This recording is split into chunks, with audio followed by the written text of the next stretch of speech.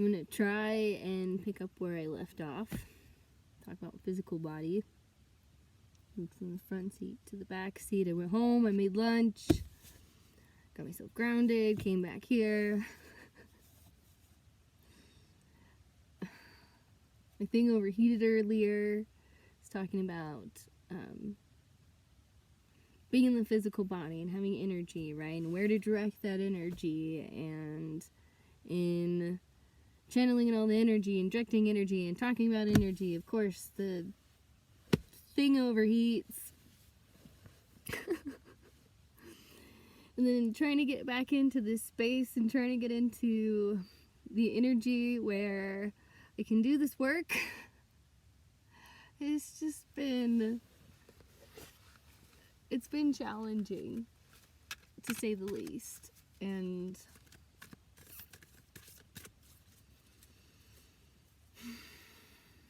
I think my overall thought is just coming back into boundaries and energetic boundaries. Because, again, with this notion of unconditional love, right? In the first part of this video series, or whatever, in the first part of this video, this chapter, I give you a replacement phrase, right? So for neuro-linguistic programming, a new program word, a new program to put into your brain, right? Rewire the thought process. So instead of using unconditional love, to use detached compassion, which is fun because it came through in this cartoon. I'm glad it's showing up again. I'm going to put it back out here. This is the new chapter tarot, which is good because this is chapter, so it's part 2 of this chapter. Afternoon edition, I suppose. But I had a thought in rewatching through the video and in trying to get myself settled back in here. As far as unconditional love goes, and detached compassion, these are important because you need to have the boundaries and the energetic boundaries, right? And being able to discern what those energetic boundaries are. And it's just kind of funny because in this whole situation and trying to get set up and trying to do all this, I came back to my same little Hermit Hilltop space, and it's like there's like 3 sections in the parking lot. I was the first one up here. Nobody else was here. I can't say first one, right? I was the only one here when I got here.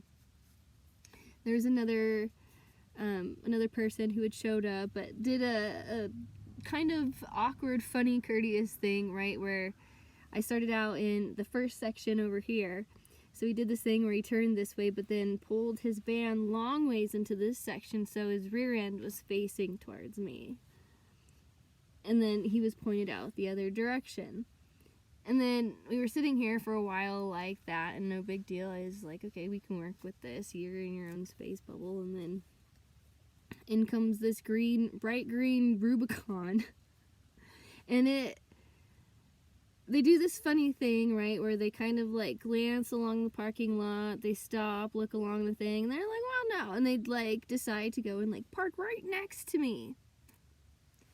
And in their little Rubicon, they've got three big huskies, and I've got my little dog in my car, so I'm like, great. And then, of course, they're looking over. My dog is like, looking over. They have the thought in their head, well, like dog, do we move? Maybe, at least that was what I was hoping, and maybe they would move. But they gets out, like, no, and they just get out, and my dog starts like losing her shit, right? Because like, you're encroaching in my boundary and in my energetic space. And it, not necessarily that it's mine, but in this spot here, you would think that within this space, because there's 3 of us, you can take the 3rd parking lot, because you're here to walk your dogs, and then the trailhead's right there at the end of the 3rd parking lot. But no, like, then she gets out of the car, and then, they look around, and my dogs, whatever, and their dogs are all loose and running around, and then the lady has to do that thing where, like, instead of just walking to the hill right behind us in front of my car, like, behind our cars, she has to go walk around my car, like, further, and, like, making my dog is losing it even more. more because like she's just like circling around my bubble. And it was odd because the van that had parked this way decided to move, so he came out this way and then pulled along the other side of me. So they both had sandwiched me in this first section of this parking lot, and I got so mad. I moved my van down to the third section of the parking lot.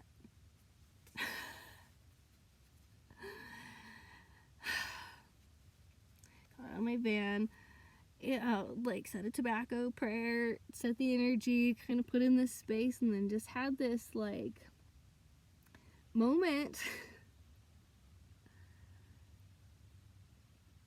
where I just come into the space, find my energy bubble again, trying to just tap back into this space. And so again with boundaries,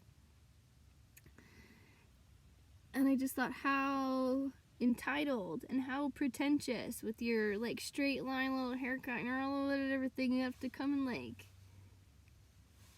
like pee your little circle around my whatever and like come into my bubble. Yeah, like we were talking about viruses, right? We were talking about like the things that come in to our space and break down those boundaries, and it's frustrating because you would think some things would be implied, or culturally some things would be implied, but what would drive a person to want to do that? Like to want to like, we'll just park right here or something, or maybe it's a part of ritual. You have to park in the same spot in the same space. And what I was taught is ritual isn't the right way to go. It's ceremony, not ritual, right? Ritual implies something else. So we're just gonna start here, out in the universe. We're gonna let it fly around and try to bring some points home. Because my channels are open, and I figure why not? Right. Trying to manifest things and bring things in. I mean, there's power, there's wands, like more wands. Again, wands came through this morning as well. Manifestation, creating, right? What are we creating with our words? I'm gonna come here to the book again. Just kind of get oriented and get back in my space. I even had to put up a thing to like block their stupid green Jeep out. I'm still irritated by that. I even had the thought of like, do I say something or not? Do I write a note and leave it on their car? Like, why is this upsetting me so much? It's stupid, really.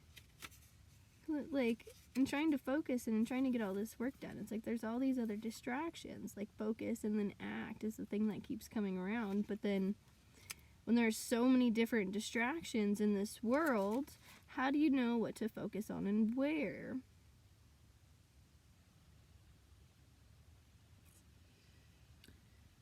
Okay.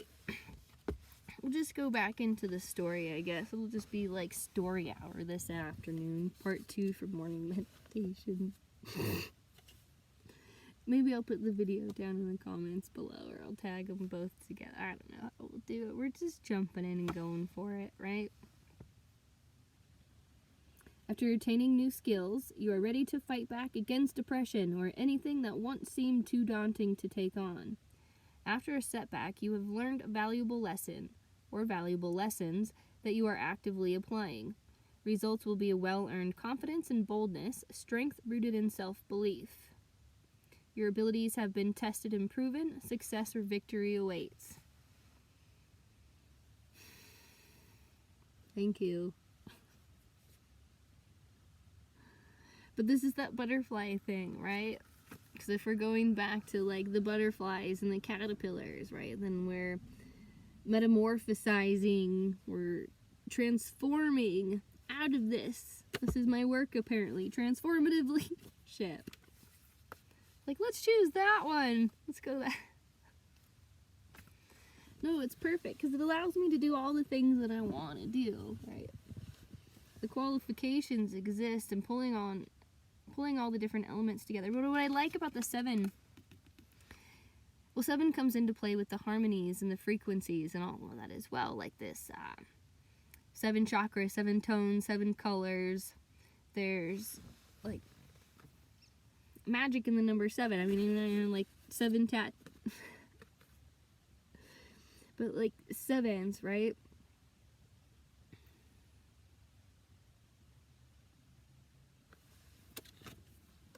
Let's keep pulling some cards out. A Magician card. Magician, 7, directing light, turning things into things. But again, things aren't necessarily what they seem, because through handiwork or through bringing in all these different elements together, right, you can either find the center point, that balance within the current, within that energetic flow, right? And our center point within our column, within our energetic channels here, right? 3rd, 4th, 1, 2, 3, 4, and then 1, 2, and then 3. So your 4th would be your heart. So your heart is your anchor, your fulcrum. Maybe an anchor in some regard, but it's an electromagnetic field and an electromagnetic frequency that can bring all of the things together. But then if there's disharmony in any of it, and then you're overworking that focus, then you end up setting the whole thing on fire and the whole project on fire. So I mean, then you lose it all anyway, because it's not necessarily about the material world. There's more of an energetic thing. It's a different aspect of magic, right? Because magician can mean many different things, but again, illusion, and looking beyond illusions and recognizing that things aren't often what they seem, especially in this matrix. And I like the archetype, I suppose, of the matrix for all of it. But then there's the Chariot again. The Chariot came out in the other one as far as problems. So if we're gonna focus on the problems that we're going to bring to the surface, right, we're gonna ignite some of these problems on fire in order to alchemize them to start something new. Pine, right, like a pine seed, through radical transformation. I mean, if you want radical transformation, an archetype for that is the phoenix, the bird that rises from the ashes, the one that comes out of the ashes, having to go through the dark night of the soul. And through my life purpose reading that I had done a number of years ago through somebody, like tarot numerology, I think there was a couple other aspects kind of tied into there, right? But they're talking about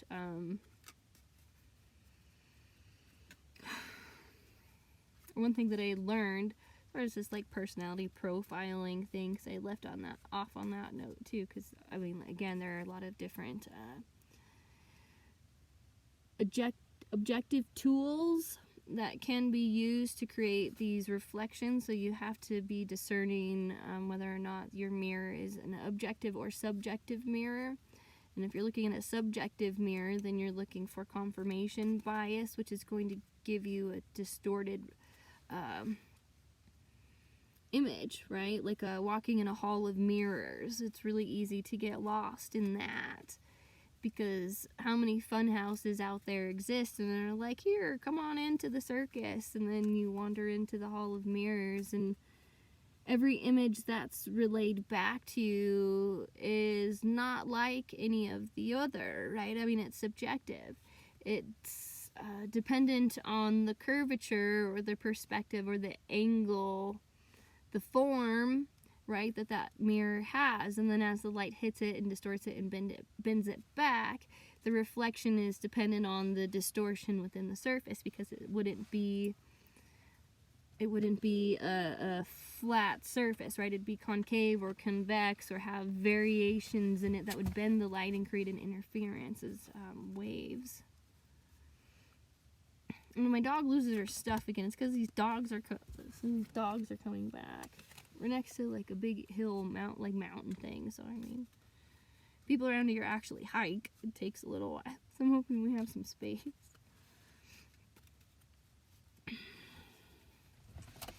But again, things aren't necessarily what they seem, and if we're talking about a virus or an energetic virus or that which prevents us from getting things forward or that creates this distortion or this illusion, static energy, right, the caterpillar, then we're talking devil energy.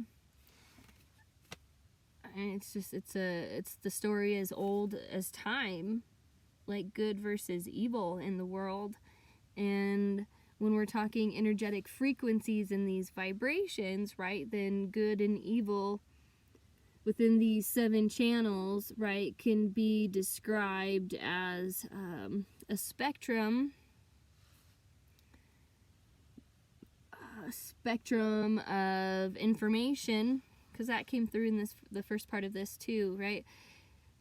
And in the spectrum of information of good to evil, we have to discern, right, which frequencies we're going to be vibrating at. So then we get like the 7 layers of hell, because even in the realm of the devil, I mean, where I'm from, they say freaking Reno so close to hell you can see sparks. What if you're in Sparks, or if you grew up in Sparks as just a child, like how close to hell do you need to be? Or what's that, the song, I can't think of it, but there's a line, I had to meet the devil to know his name, but I keep going to the river to pray, going to the river to pray, na na na na na na na, wash off the pain, right? Do do, da da da.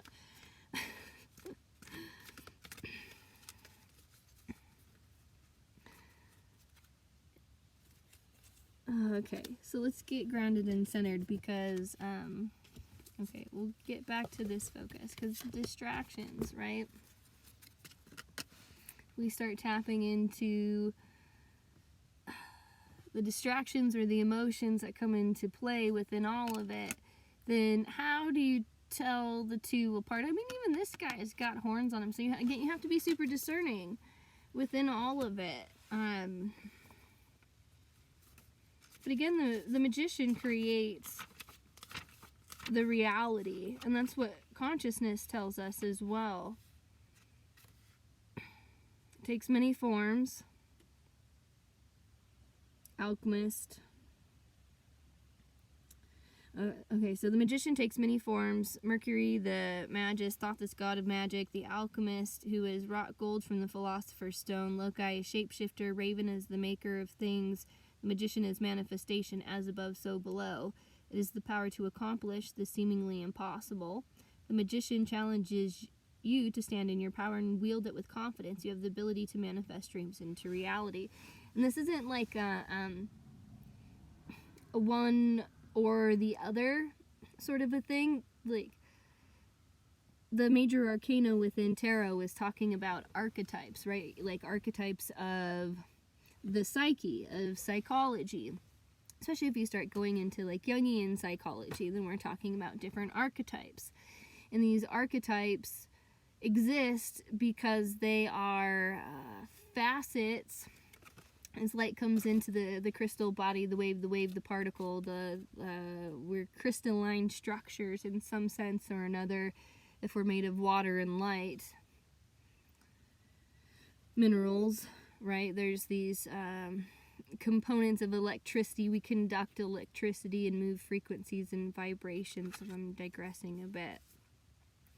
But we have all of these aspects within us, right? So if it's a collective, we are all one, then this is not only you, but this is also me. And then so we're talking about two conflicting realities, or three, or millions, or billions of like conflicting realities coming together and like fighting for physical manifestation. But if we look at it through the other lens as well, the evil or the difficult things in the world, all of these things in the world exist because we all collectively agree that that's true and that is there. And then we're talking about these deep levels of consciousness and expression, and then we're getting into radical acceptance, right? But even radical acceptance gets kind of tricky, because if you radically accept things the way that they are, but you enable them, right? Enabling came through in the other one as well, the first part of this video. First part of this, I guess, chapter. Then you're stagnating, or you're regressing, and you're not evolving. You're not accelerating in any sort of, well, I mean, you could be accelerating down a path of not so righteousness. And it's something that we all have a current or potential within us. Again, because collectively there's like this puppeting or something that's happening where, I mean, even from a behavioral perspective, there's no free will. You don't choose, or you don't get to, like, whatever. Ultimately, your choices are driven by operant conditioning, and then, you know, thousands and thousands of years of cultural conditioning and history, and the rewriting of history, and the distortion of truth and reality. Right? And then we get into like new sciences and things, and these ideas of quantum physics and quantum understandings, and then back again to the, you know, from the star to the quarks within our bodies, and how we're going to end up tying all these pieces together. I think I'm going to pull like 2 more cards out of this deck, and then I have my Native American tarot. And I'll close it off with that one. Yeah. Because if we're co-creating, we're co-creating collective conscious whatever, and the current consensus within science is that reality is all just a dream. I mean, the moon may or whatever, we kind of know, but we really don't know, you know. Everything is somewhat binary. It could be this or it could be that. It's this if we decide it is that, but if it's not decided, it's not that, and it's unseen, we don't know. Like, is the cat in the box? Is it not? Is it going to be heads or tails? I mean, when you start getting into like these quantum entanglement and these different components, I think that's what a lot of our issues and problems really are these quantum entangled subtle body experiences, or subtle body things that come through. I don't want to read the devil out of this book. I just don't. Yeah, okay, so like, I guess back to this one, if things aren't aligned or things aren't whatever, you just haven't found your channel and things haven't come back into alignment. Or again, this one, how do you really discern whether or not what you're doing is helping a collective or helping just you? Like, where are you sourcing that creative energy? And again, to my art students out there, where are you sourcing that creative energy? I hear this one a lot. Just being in the world of the arts. Oh, how do you do that? I'm not an artist. I can't draw. I just do stick figures. Like, like you're a human being. You have creative energy flowing through you. You have energy flowing through you with this potential to be either creative or destructive. All your thoughts and every part of your essence and your being is co-shifting and creating this external reality, and you're throwing out there into the collective that you're not something, and that you don't exist or can't whatever. Like, you're taking no creative accountability for shifting and creating this reality, and then the things that you're whatever just unchecked. it's like feel like I'm walking around like a daycare or something, but it's one of those like post-apocalyptic daycares. Like, the apocalypse has already happened, right? It's like this post-apocalyptic daycare where you have all these like toddlers and kids running around trying to like create their own societies, like trying to what's the word I'm looking for? Like govern themselves and create these leadership hierarchies, or create these structures and these cultures, but from this like toddler level mentality, you know? And it's like these little like crab buckets and these pockets of mine's gonna whatever, and you like, I don't know, it's like a lot of the world doesn't get beyond this like high school mentality, or of just this, well, not like the drama series of the world.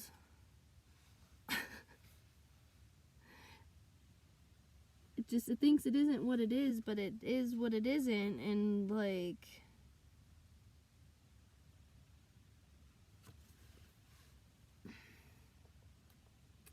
if it's at the expense of somebody else, well, how many people try to tap into you to try to pull or source your energy? I'm a freaking week of energy. I'm just like pouring energy all over the place. I mean, people have, artists especially, have used me as a muse for the last couple of decades. There's just energy exuding, and so one of my mentors years and years ago warned me, like, look out for the energy vampires, because like moths to a freaking flame, they'll and then just siphon. Like, there's only so much to me. Like, I can only eat so much to keep up with all the things that are put out. Like, how many 4,000 calorie days can you put into a week without making your whole everything about food and consuming? I don't know. Some of us like to give, not take, right?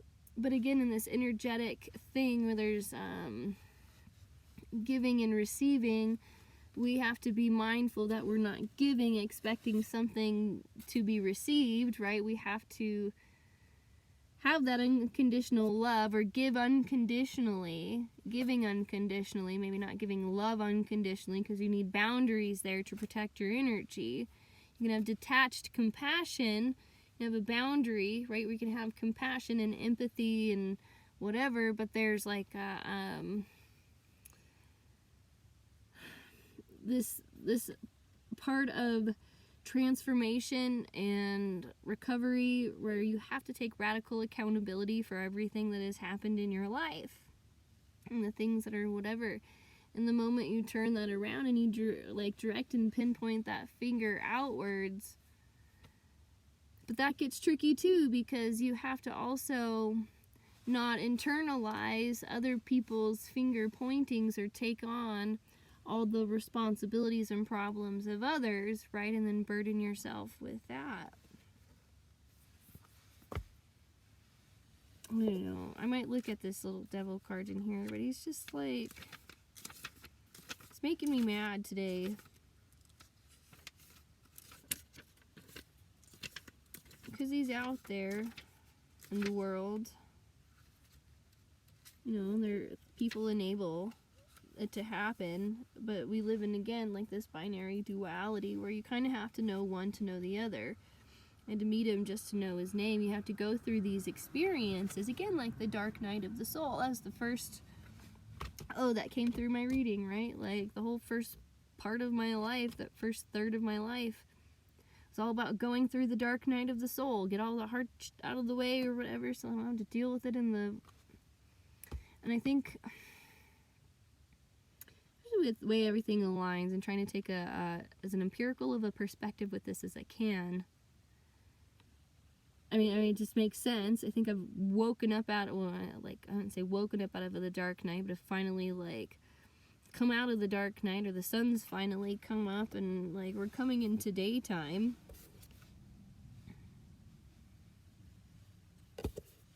But I mean, it's interesting how it's in alignment with some of these other collective things that are happening. And I had the epiphany within the last 2 years with all the virus stuff, the collective virus stuff, that I've been preparing myself my whole life for this. Right? Like, little kids eat dirt and put their fingers in the mouth and experience germs because it builds up their immune systems.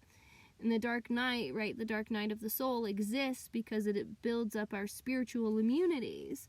It builds up our abilities to tolerate these energetic or spiritual viruses and these things that are trying to come in and, like, siphon and whatever.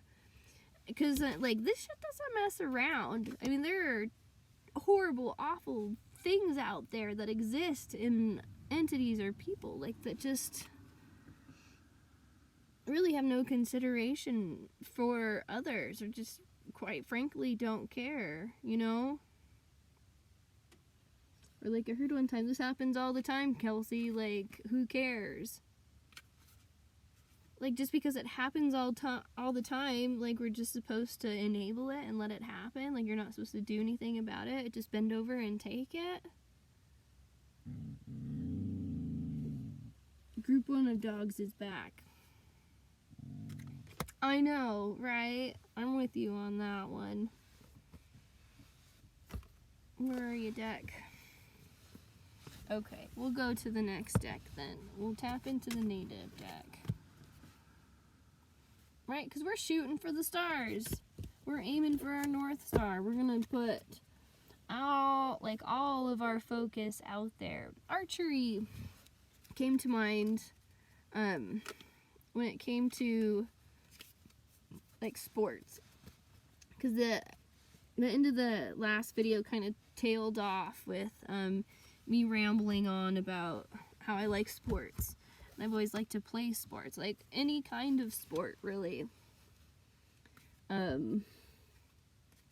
Softball, basketball, track, archery. Archery came to mind was the point, you know, like in my head that, like, I could list off all the different sports, volleyball that I've done, but, like, I was a PE kid. I liked PE. But archery came to mind. I wanted to name my child Archer too, but his name was something. No, he came through it. He came through, but the Archer, right? Putting your eye to that target. Native American tarot will go into this one.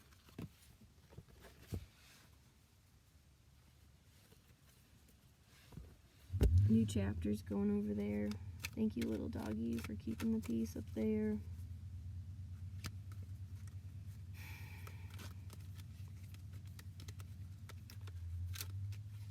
Okay, now let's see. Let's pull our net back in. So specific to collective, specific to you. We're working through problems, we're taking accountability, you know, we're looking beyond the spiritual woo, we're setting up our boundaries, we're doing the introspective work by sitting through the discomfort, right? Because even this is a physical practice, part of the mind, the body, the spirit, the holistic aspect. So as we're gonna break this back in. What is it? 6 Wands. Manifesting love, right? Whichever the direction of the wind blows. This is one of my favorite decks.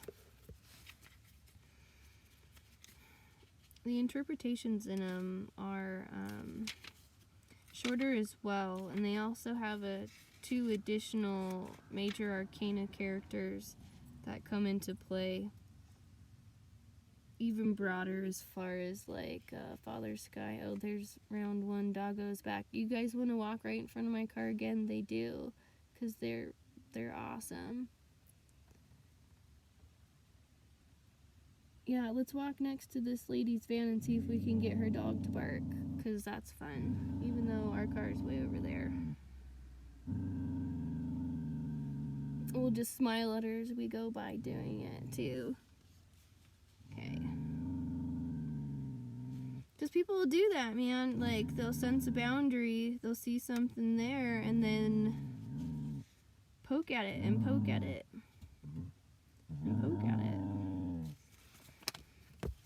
So our archetype here, or symbol here, is a feather. The feathers, right? And I like the Native American deck because we start shifting out of a lot of, like, the witchcraft that's associated with a lot of tarot.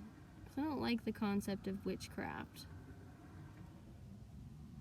Right? Again, with the ritual, right? Ritual versus ceremony. Because we don't want to create anything out of ego for our own individual benefit. When we're creating for collective benefit, it's not coming from here. We're not sourcing from here. We're not sourcing from the heart. You know, we're not sourcing from here, from the root, right? The information that we're sourcing through is through our North Star, our highest self potential, tapped in this collective realm, in this ethereal place, right? Where there's all the answers to all of our problems, all the solutions up there. You just tap into the solution, right? If you need a catalyst to tap into the solution, to add it into your mixture, boom, solution, problem solved.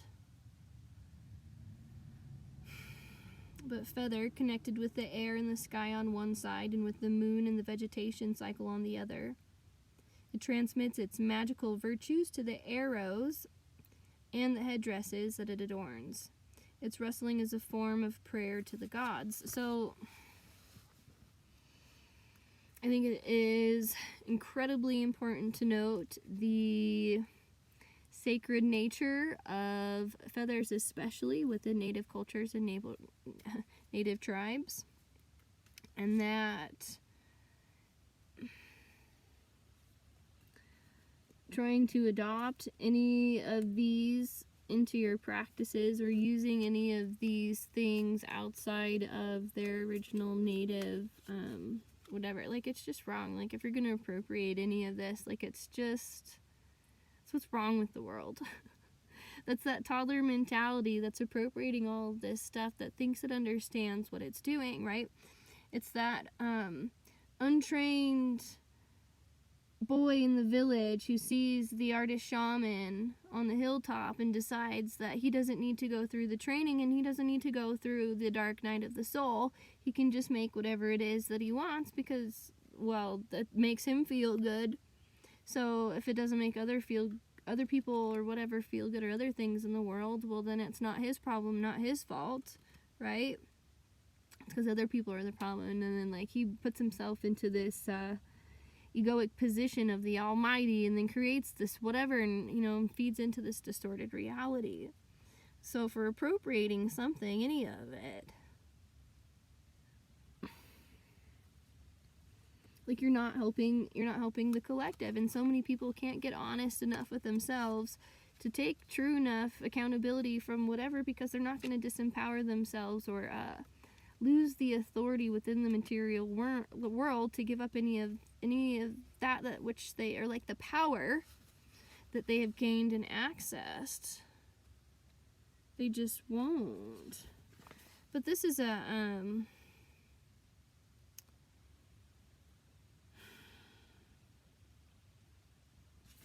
I think a good reminder, though, of getting in alignment with your own truth and your own understanding, and finding the connection within your own introspective practice to align yourself with truth and higher source and all of that, you know, all blah, blah, blah, blah, blah, to step into your best self and best power, and then to co-create this world around us. so a clear channel, right? Connected to the air, which is knowledge, the mental stuff, and connected to the moon, which is the emotion. So it's bridging the gaps, or being the channel between knowledge and heart, between the head and the heart. But between the head and the heart is the voice, the vibration,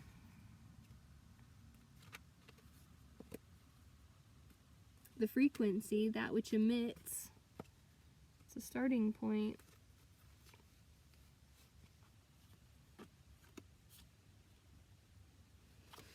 So it's introspection and sitting alone in the woods and talking to the trees and getting into the places to find the balance and to find everything. Like, if you can temper the emotional aspects and get the things into alignment, right, then you can harmonize these two different things and bring these different elements together.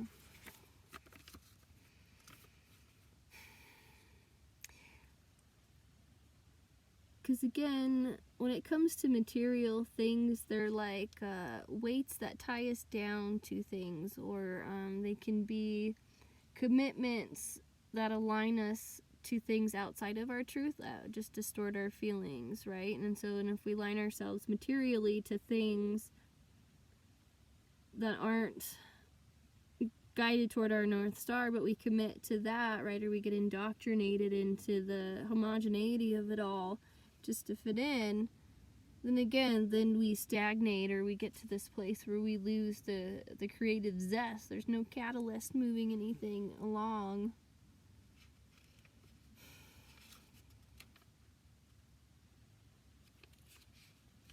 So we have it all. Everything you need is there. That's the law of manifestation to one tree or another. Okay, but in this card, the King of Pentacles is also the willow tree. And the willow is a sacred tree, right? Symbol of the cyclical renewal that is painful but necessary. So again, that dark night of the soul, having to recognize what the shit is in order to clean it up.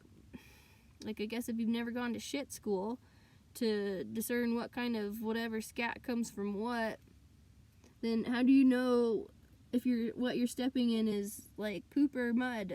Like, if your senses aren't attuned to it, you're not going to smell it, You have to train yourself.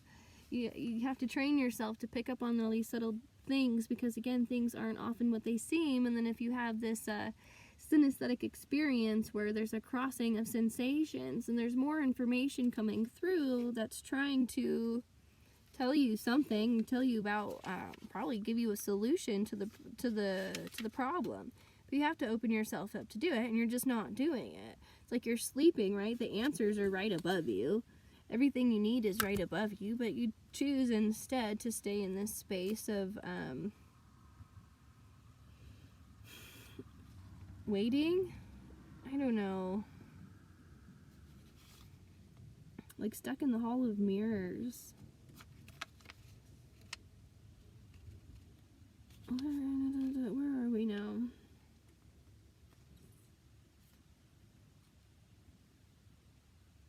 The right that stimulates birth through the intertwined arms and legs, and the sprinkling of water that gives life. Two strangers thus become brothers, unifying two different things, right? Or bringing these aspects together. But it's a rite, or it's a rite of passage, and it's a rite of passage that comes through ceremony. You have to earn it. You have to work for it.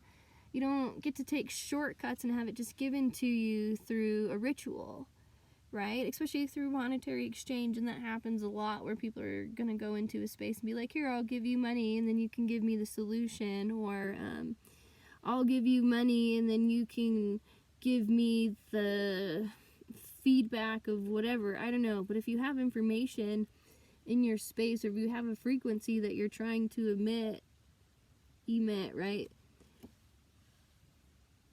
Then any reader that you have reading into your space is going to feel into that energy and then perhaps reflect it back to you, giving you that confirmation bias if there's something else contracted in between it, which could be money.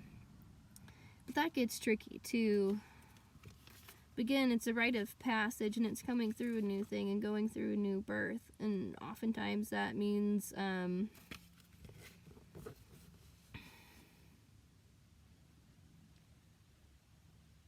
don't know, breaking out of the barriers, or taking off the masks. Where okay, we'll go here.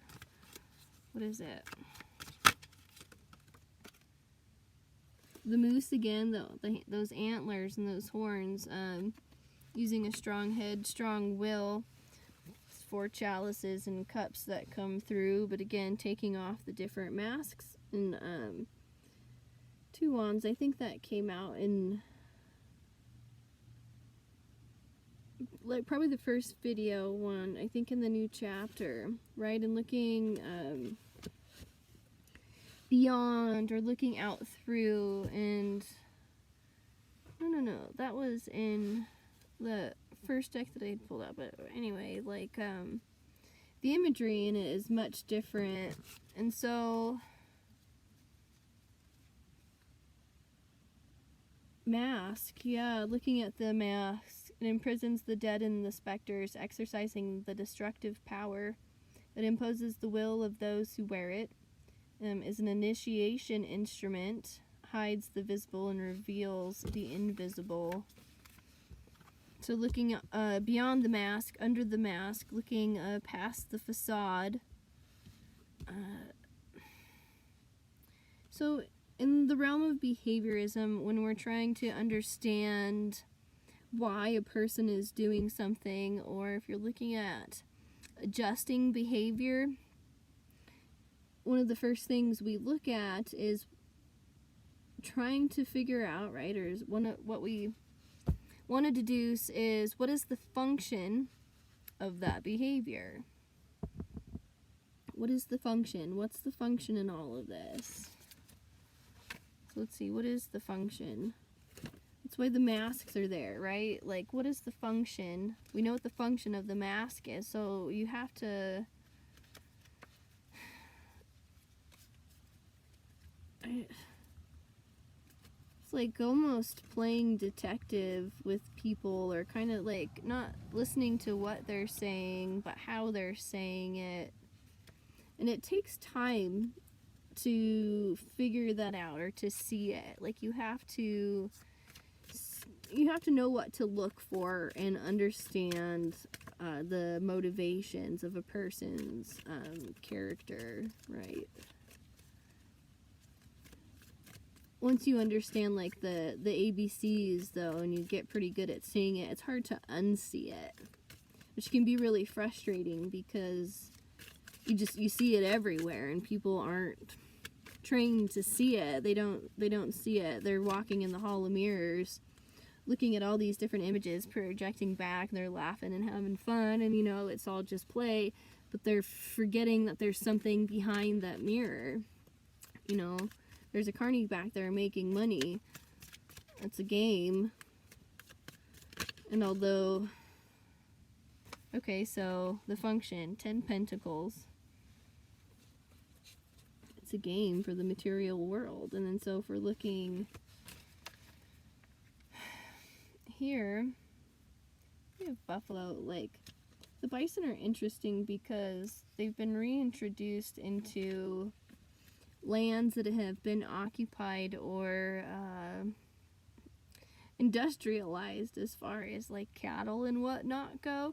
So it's thrown off the whole ecosystem of everything. So trying to reintroduce the bison into this system that had ultimately forced it out in the first place. It's interesting, right? It's that the butterflies are coming back in over the caterpillars in transformation. And money is energy, and if you feed it the energy, if you give the exchange, it's a token economy. It's a token system, right? The money itself, the whatever the coin, I mean, it's absolutely arbitrary.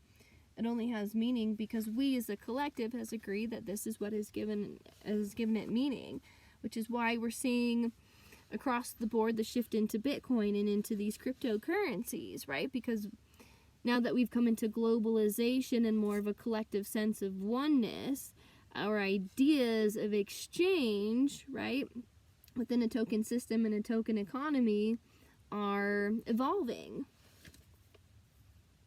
right? It's evolving beyond the material into something more ethereal. We even see it in social media, right? We're seeing it with all the meta stuff. We're moving beyond the material into something more ethereal. Like technologies has taken us into some incredible realms. So considering where we've come from and what our roots are,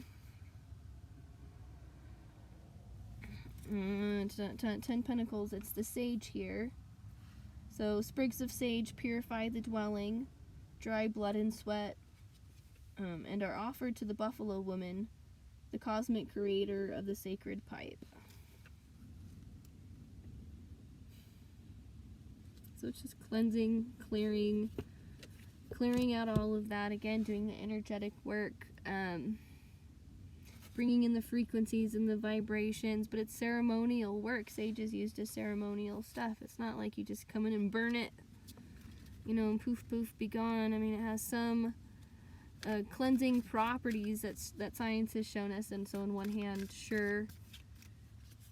But again, down to the quarks and to the quantum levels, if we're tapping into the essence of the ceremony, we understand what it is that we're doing, the energies that we're moving, we can do things much more efficiently. An Ace of Swords, right? So how are we directing that energy? 4, 5, 6. I'll pull one more so we have 7 out of here, and then I'll wrap this up because my throat's getting scratchy. I'm tired. Today's taken a lot out of me. This card comes up a lot when I do readings with it. And it's the rabbit. And I never see it as the rabbit at first, which is odd to me because, like, in Chinese astrology stuff or whatever, I'm a rabbit, or I'm the year of a rabbit. You guys are going to learn a lot about me. Right? And rabbits are interesting. I like the way the rabbit comes through in this. It's a symbol of kindness and innocence. It is acquainted with the unknowable and the divine, but remains close to man. Rabbit is the civilizing hero, the mythical ancestor that fights the monsters and recreates the earth. So we're fighting the devil, right? The devil came through in the other one. We're going to come through. We're going to take all of our kindness and our butterfly magic, right? And we're going to overcome this evil freaking baloney that has taken over the world and created these systems, right, that aren't in alignment with our highest good or our truths. 1, 2, 3, 4, 5, 6. One more.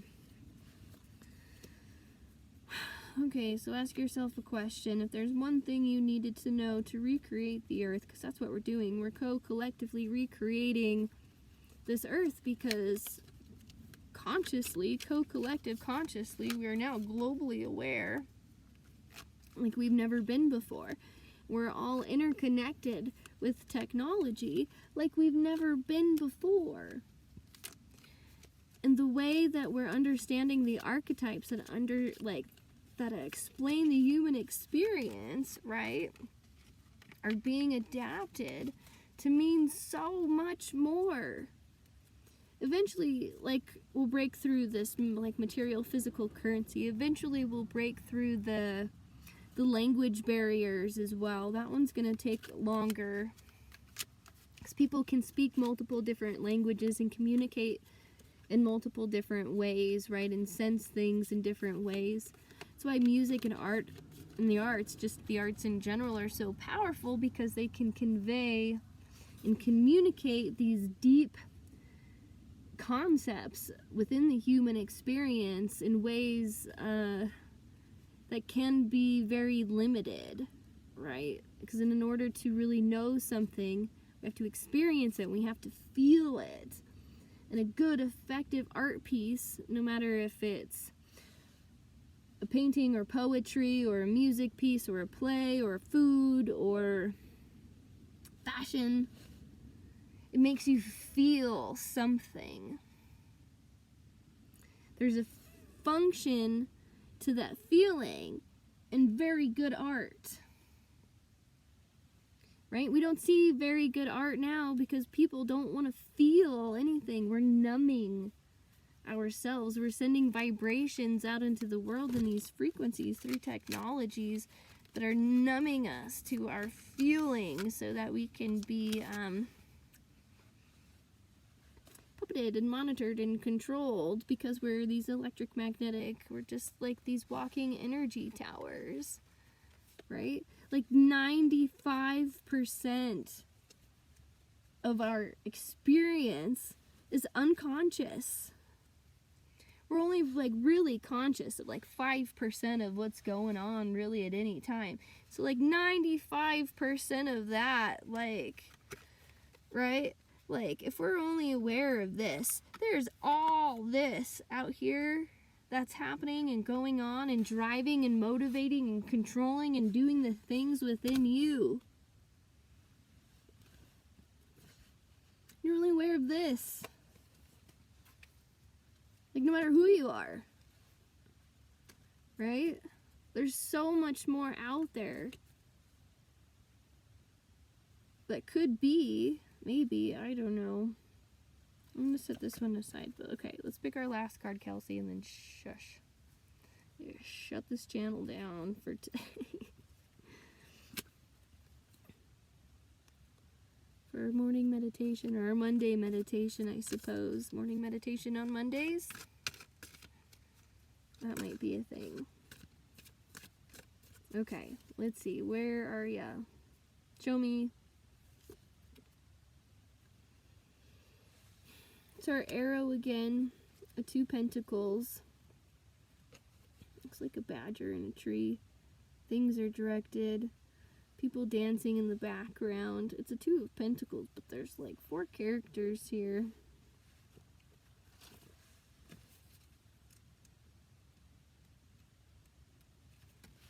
Put down for a second.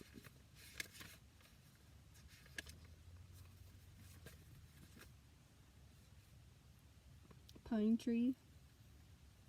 Pine earlier came at the beginning of this, right?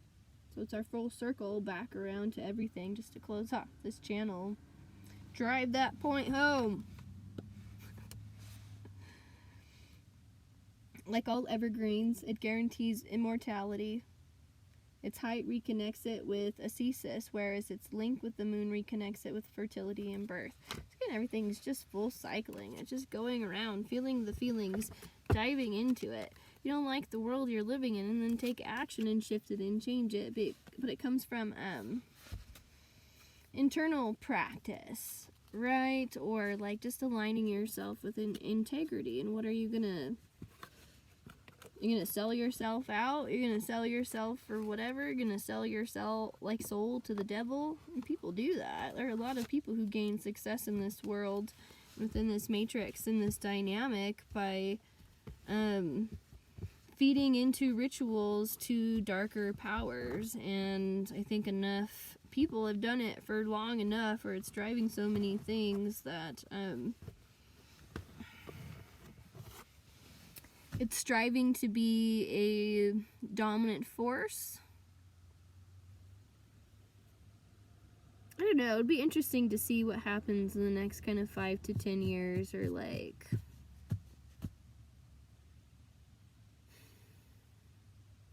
I don't want to talk about the like future stuff too much, right? Like that's why like going to a fortune teller, having somebody predict your future for you, like you create your own future.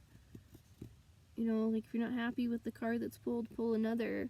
But at some point or another, if all the things are trying to tell you the same things and you're not listening, right? And you're still stuck on doing something over here, I mean, then fine, stay in caterpillar mentality all you want. But it's not helping anybody, it's not helping you, it's not helping the collective, it's not helping me. We're going to close it down maybe just with an oracle card. Shut off this space. I'm just gonna breathe together here for a second, because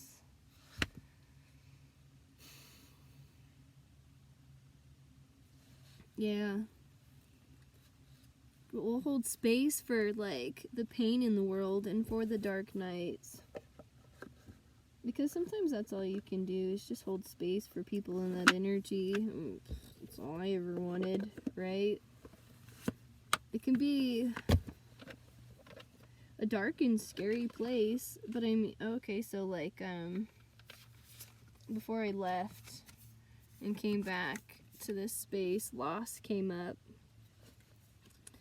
Sometimes you learn true offering through loss. You make a passionate invitation for love to take over and bring her own plan instead of the ego's. That's where that was. So, I mean, love is love. Love is gonna do this, right? And if you can, like, go with the flow and listen to the guides and, you know, they say follow the heart, but, like, you gotta stay out of the ego. There's another plan here at play. Like, it's not what you want the world to be, right? It's what love wants the world to be. It's what love would want the world to look like. Not what you would want the world to look like if you thought you knew love, right? Or you are not love. Love is love. We can express love. We can give her a name. We can honor her. We can embody her. We can share her, right? We can give that love. We can receive that love. We can feel that love. We can feel that love.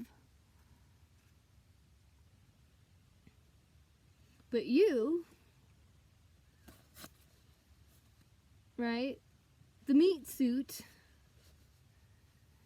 is the meat suit. It's the container that contains the essence, right? It's this controlled tower made up of water, minerals, right? Light.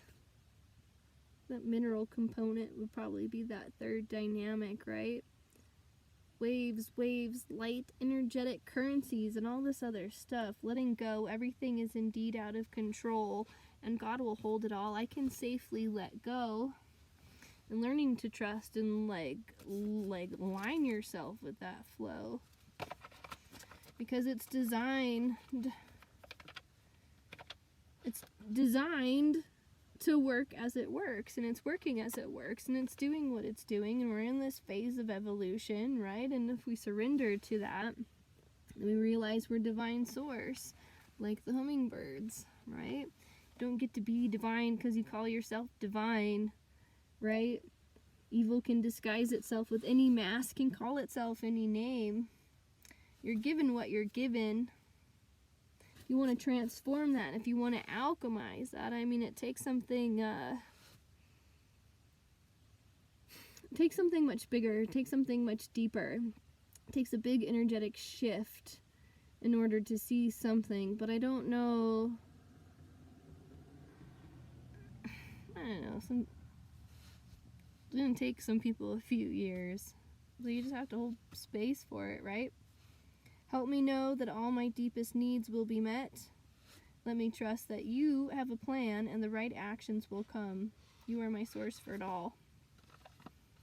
If there's anything that the dark night of the soul has taught me, is that in trusting in something higher, in trusting in something beyond, right? I've recognized and I realized that no matter how dark and deep and scary and awful and whatever that it was, I've always been able to have, or I've always had whatever it is that I've needed in order to be okay, to be alive. You know, like, I've been able to overcome some horrible things, and I've known and met some people who have overcome just like the unimaginable. Just some of the like the human experiences that people have gone through, like the struggles and like the pain that people have felt. You know, if you don't know what that pain is, if you don't know what pain is, maybe go learn about it. You know? It's being a pain in the ass. Alright, I'm done. Good night. Goodbye. Until next time. Maybe until tomorrow. Subscribe below. You can give donations if you want. Follow along. I'm just gonna go with the flow.